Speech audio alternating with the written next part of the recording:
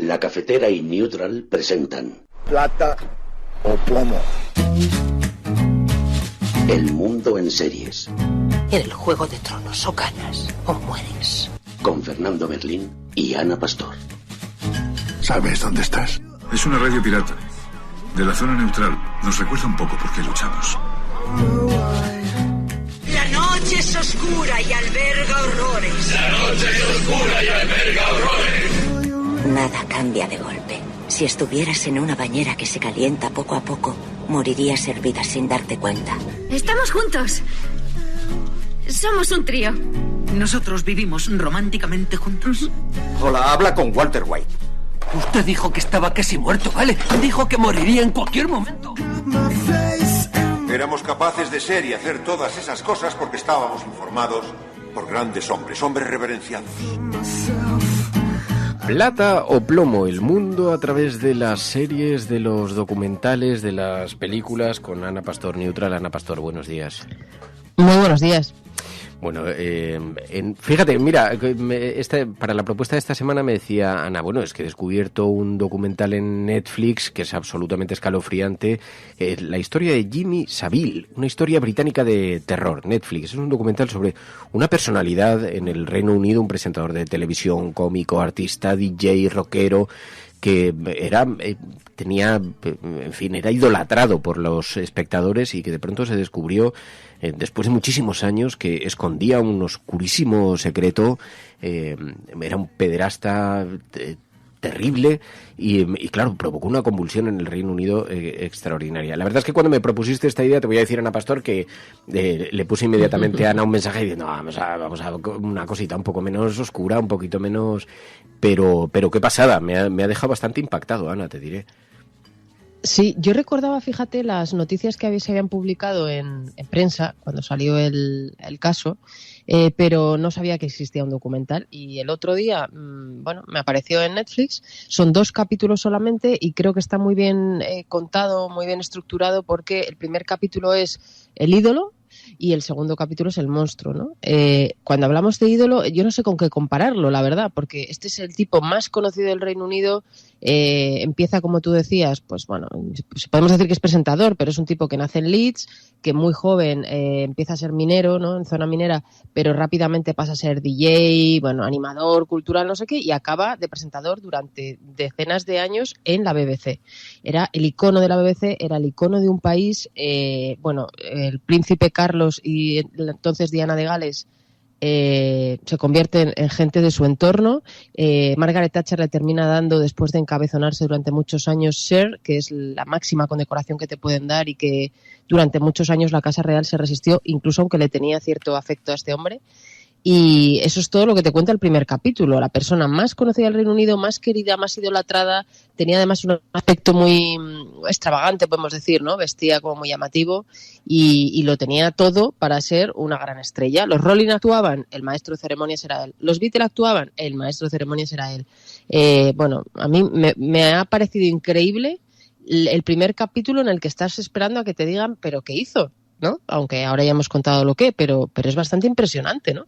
Es muy impresionante porque, claro, la dimensión de la popularidad de este tipo no la podemos... Aquí en España no hemos conocido... Bueno, no lo sé, podría ser un miliquito, no lo sé, porque también tuvo programas infantiles.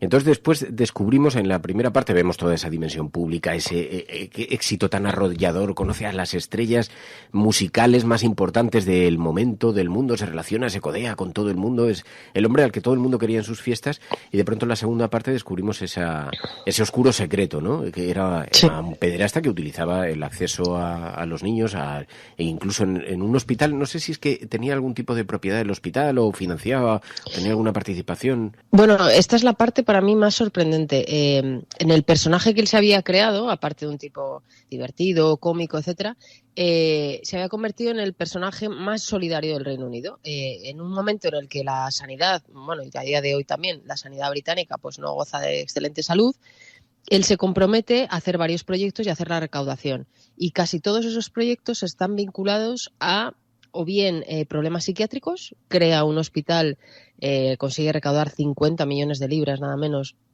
y crea un hospital psiquiátrico, correccionales de menores, orfanatos, todo tiene que ver con eso, ¿no? Llega a estar surrealista, que claro, tú lo ves ahora, en tiempo real me imagino que no eran conscientes, pero era el director del psiquiátrico este tipo. Tenía allí no un despacho, sino un despacho y una especie de apartamento dentro del psiquiátrico. Imaginaros un edificio victoriano de estos como muy antiguos y tal, donde pues había alojada mucha gente que sufría problemas psiquiátricos. Todo esto se contaba, los medios le hacían la ola, etcétera. La historia se rompe en un momento porque un entonces niño, en los años 60, su tía, creo recordar, es una de las trabajadoras del centro. Y entonces le llevaba de vez en cuando a uno de estos hospitales. Y él veía allí a Jimmy Savile, que es el mismo tipo al que todo el mundo veía en televisión. Y ya siendo niño le sorprendió encontrarse allá este tipo que iba tan a menudo. Y empezó a oír historias, pero bueno, él era un niño y ya está. Este niño se convierte en periodista y es el que empieza a investigar porque empieza a oír que hay, dudas sobre qué hace este señor, que no tiene novia, no tiene pareja, no tiene novio, no tiene nada. Y parece ser, ¿no? El rumor siempre que había era que le gustaban las menores. Pero siempre era un rumor y él siempre cuando le preguntaban, pues decía que era un rumor malintencionado porque no tenía pareja estable. Lo cierto es que al final de su vida, él murió sin que esto se investigara judicialmente. Hubo muchas denuncias en la policía que se taparon. Se calcula que entre 500 y 1.000 personas llegaron a denunciar esto y quedó completamente tapado. Murió sin ser juzgado, como digo, y después se hizo público un reportaje que durante años había ocultado la BBC, su cadena. Se emitió en otra televisión y todo el planeta pues ya pudo ver que era el monstruo del que habla el segundo capítulo. Sí, que luego es al final de su vida cuando todo esto se destapa, que eso también revela la manera en la que se estuvo durante muchísimos años mirando para otro lado, porque había rumorología, pero no es hasta el final, ya siendo muy mayor, cuando todo esto estalla, ¿no? Sí, no, al final. O sea, él muere creo recordar que en 2012, y es en 2013 o 14 cuando se hace público el reportaje en televisión. Hay una periodista mayor que entrevistaba a todas las celebrities, que de hecho en el reportaje sale con los recortes, ¿no?, de sus grandes entrevistas, y está pues desde Rafa Nadal hasta los Rolling, y había entrevistado a Jimmy Savile y le había preguntado por los rumores sobre sus gustos delictivos, porque estamos hablando de menores. Y él se quitó la pregunta de una manera bastante, como parece ser que era él, entre bromas y un poco haciéndose la víctima y demás. Pero pasaron muchos años. Pensad que esta persona murió con 82, que por cierto, un detalle bastante desagradable que cuenta el documental es que muere con los dedos cruzados. Cuando ven que no contesta el teléfono y tal, había muerto, imagino que de un infarto, y estaba con los dedos cruzados. Hacen un repaso de sus intervenciones en televisión, de entrevistas, y siempre había una broma sobre que le gustaban las chicas y las chicas muy jóvenes. Claro, con la vista de hoy es muy evidente que esto aquí hubiera saltado, ¿no?, alguna alerta. Pero claro, la gran pregunta es cómo durante tantos años tanta gente no vio lo que estaba pasando. Aunque no presenciara los abusos, ¿cómo es posible que nadie, porque en Bernstein y en otros casos de este tipo, siempre se ha sabido que sus entornos les protegían, que participaron, algunos de ellos también están condenados, ¿no?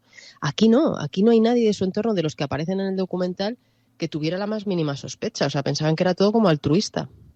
Sí, también porque ha cambiado mucho la sensibilidad social en torno a estos temas, ¿no? Y también se ha desplazado mucho esto. Pero dice Belenchu75, si tenía cara de loco. Pues fíjate, Belenchu, te voy a decir que no...